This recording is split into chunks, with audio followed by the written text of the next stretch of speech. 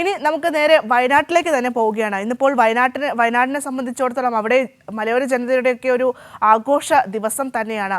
നമുക്കറിയാം, ഈ തുരങ്ക പാതയുടെ നിർമ്മാണോദ്ഘാടനം ഇന്ന് വൈകിട്ട് മുഖ്യമന്ത്രി നിർവഹിക്കും.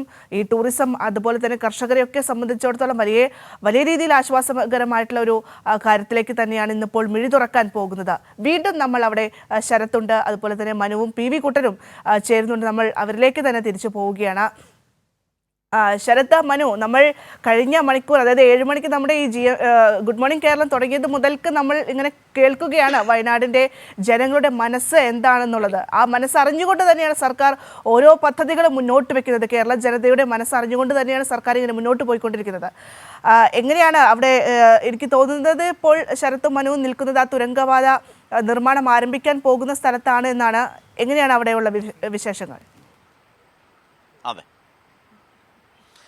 അതെ, ആദ്യം ഭദ്ര പറഞ്ഞതുപോലെ ഞങ്ങളിപ്പോൾ നിൽക്കുന്നത്, നമ്മൾ രാവിലെ മുതൽ ഗുഡ് മോർണിംഗ് കേരളത്തിൽ ഈ പറഞ്ഞ തുരങ്കപാത, അതിൻ്റെ ഏറ്റവും സവിശേഷമായ സാധ്യതകൾ, അതെങ്ങനെ കേരളത്തിൻ്റെ മറ്റൊരു സ്വപ്ന പദ്ധതിയായി മാറുന്നു, അതെങ്ങനെ നടപ്പാക്കാൻ പോകുന്നു, അതിൻ്റെ നിർമ്മാണ പ്രവർത്തനം ഇന്ന് ആരംഭിക്കാൻ പോകുന്നു, ഇതൊക്കെ സംസാരിച്ചു വന്നപ്പോൾ ഭദ്ര പറഞ്ഞതുപോലെ ഞങ്ങൾ വന്ന് നിൽക്കുന്നത് ഇവിടെയാണ്.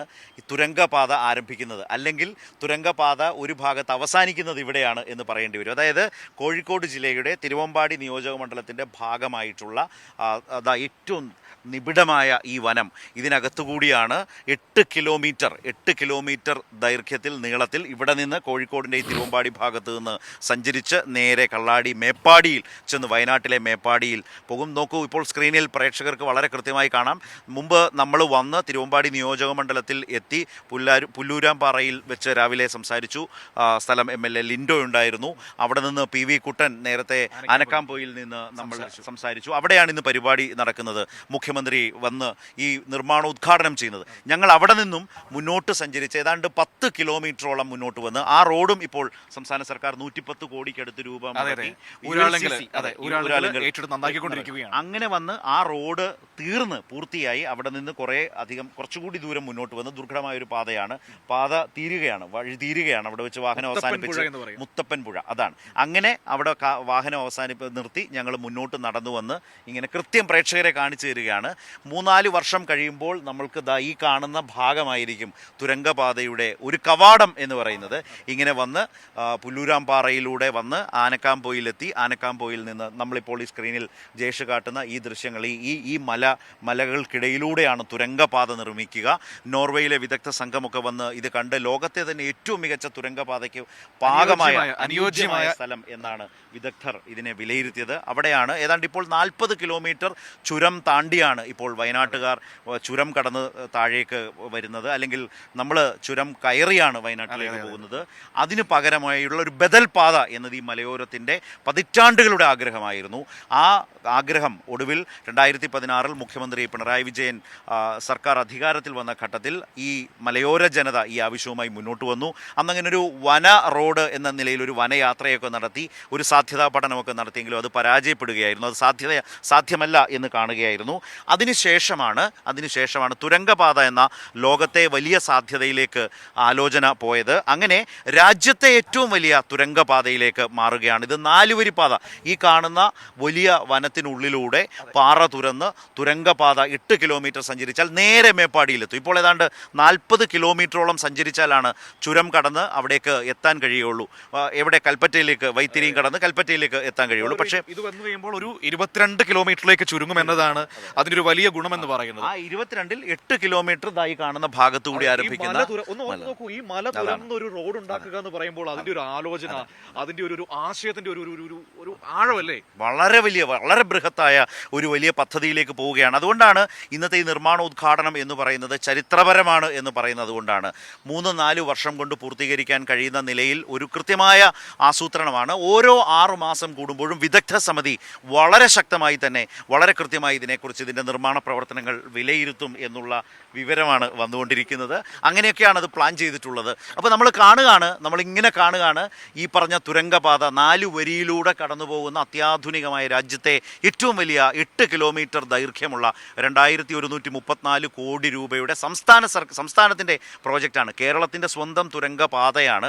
അതിൽ ഇപ്പോൾ വേറെ ഏതെങ്കിലും തരത്തിലുള്ള മറ്റാരുടെയെങ്കിലും ഇപ്പോൾ കേന്ദ്രത്തിൻ്റെയൊക്കെ സാമ്പത്തിക സഹായം ഒരു സഹായവും ഇല്ലാതെ നമ്മൾ തന്നെ പണം കണ്ടെത്തി അതിന് ത്രികക്ഷി കരാറാണ് രാവിലെ പറഞ്ഞതുപോലെ. അതിൽ കിഫ്ബി ഉണ്ട്, PWD ഉണ്ട്, അതുപോലെ തന്നെ കൊങ്കൺ റെയിൽവേ കോർപ്പറേഷൻ നിർമ്മാണ നിർവഹണ ഏജൻസി എന്ന് പറയുന്നത്. അങ്ങനെ നിർമ്മിക്കുന്ന ഈ 4 വശവും മലകളാൽ ചുറ്റപ്പെട്ട ഇടമാണ്. ഇപ്പോൾ ആ പശ്ചിമഘട്ടത്തിന്റെ ഏറ്റവും നിബിഡമായ ഒരു വനമേഖലയിൽ നിന്നിട്ടാണ് ഞങ്ങൾ ഈ സംസാരിക്കുന്നത്. മുത്തപ്പൻ പുഴ എന്നാണ് ഈ പ്രദേശത്തിന്റെ ഒരു 2 വർഷം കഴിഞ്ഞ് ഇങ്ങോട്ടേക്ക് വരികയാണെങ്കിൽ ഈ രൂപമേ ആയിരിക്കില്ല.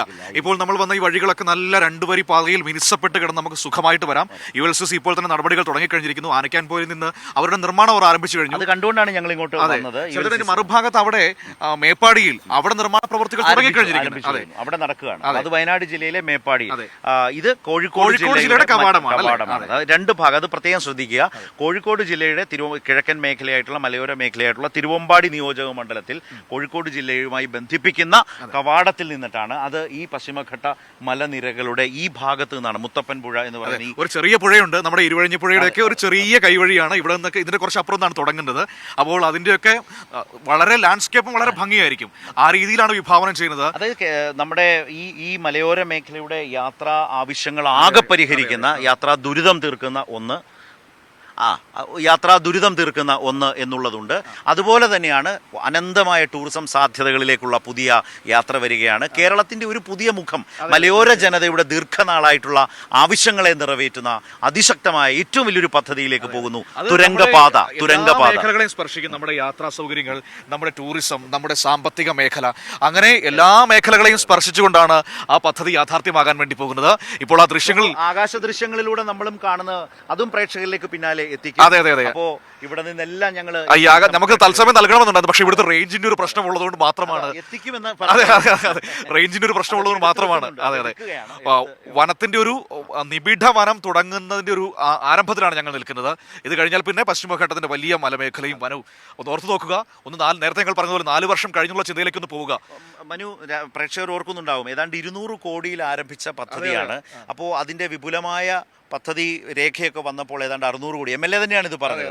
അപ്പോൾ മുഖ്യമന്ത്രി പറഞ്ഞൊരു കാര്യമുണ്ട്, ഒരു നാടിന് വേണ്ടതാണിത് എന്ന ധാരണയിലേക്കും തീരുമാനത്തിലേക്കും എല്ലാവരും കൂടി ചേർന്നെത്തുന്നു. അത് വിദഗ്ധരുടെ നിർദ്ദേശങ്ങൾ, വിദഗ്ധ രേഖകൾ, വിദഗ്ധ പഠന റിപ്പോർട്ടുകൾ, അതുപോലെ എൻ്റെ ശാസ്ത്രീയ നിഗമനങ്ങൾ, അതുപോലെ തന്നെ പാരിസ്ഥിതിക അനുമതികൾ, അങ്ങനെ എല്ലാ തരത്തിലും അത് മുന്നോട്ട് പോകാൻ തീരുമാനിക്കുമ്പോൾ അത് സംസ്ഥാനത്തിന്റെ പദ്ധതിയാണ്. പണം ഒരു പ്രശ്നമല്ല, പണം കണ്ടെത്തും. അങ്ങനെ ദേശീയപാത വികസനത്തിന് അടക്കം സംസ്ഥാന സർക്കാർ 5000 കോടി കണ്ടെത്തിയ വിഴിഞ്ഞം പദ്ധതിക്ക് വേണ്ടി സംസ്ഥാനത്തിൻ്റെതായി തന്നെ ഏതാണ്ട് 4000-നും 5000-നും ഇടയിൽ കോടി രൂപ മുടക്കിയ ഒരു സംസ്ഥാനം.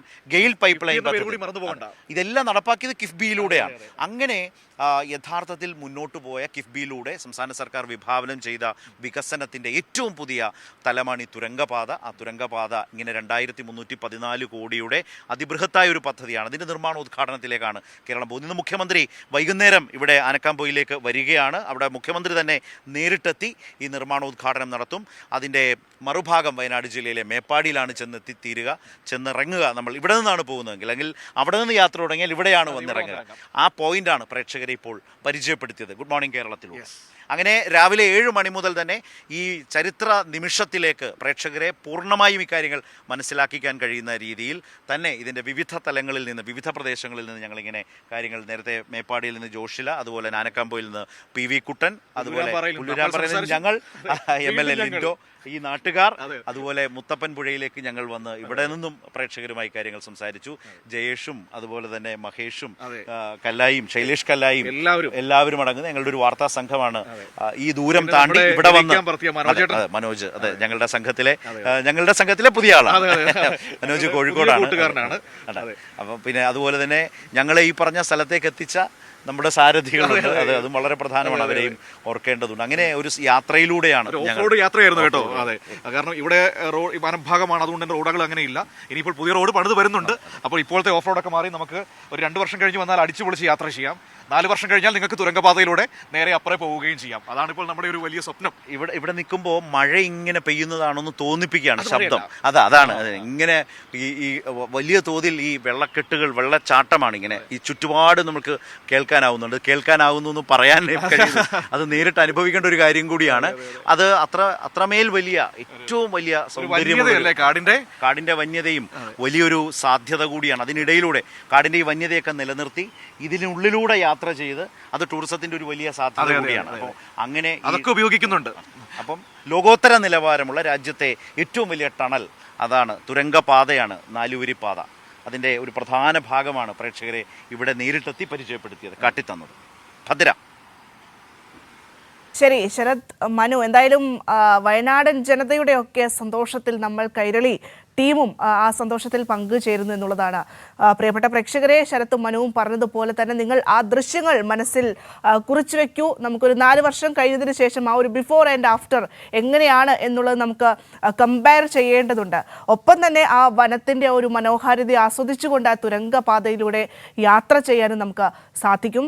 നേരത്തെ MLA പറഞ്ഞതുപോലെ തന്നെ അത്യാധുനിക സൗകര്യങ്ങളോട് കൂടിയിട്ടുള്ള എങ്ങനെയൊക്കെ ജനങ്ങൾക്ക് സൗകര്യം ഒരുക്കി കൊടുക്കാം, അത് ഓരോ ദിവസവും ഇങ്ങനെ ആലോചിച്ചുകൊണ്ടിരിക്കുന്നു. അതിൻ്റെയൊക്കെ ഒരു ബാക്കിപത്രം എന്നോണം തന്നെയാണ് ഈ വികസന പദ്ധതികളൊക്കെ വരുന്നത്. ഈ പറയുന്ന തുരങ്കപാതയിലെ ഓരോ മുക്കിലും മൂലയിലും വരെ അത്തരത്തിലുള്ള അത്യാധുനിക സൗകര്യങ്ങളുണ്ട് എന്നുള്ളതാണ് MLA അടക്കം പറഞ്ഞു വെക്കുന്നത്. എന്തായാലും വൈകുന്നേരം 4 മണിക്കാണ് മുഖ്യമന്ത്രി പിണറായി വിജയൻ തറക്കല്ലിടുന്നത്. ഈ നിർമ്മാണ ഉദ്ഘാടനത്തിന്റെ ഭാഗമായിട്ട് വൈകുന്നേരം 4 മണിക്കാണ്.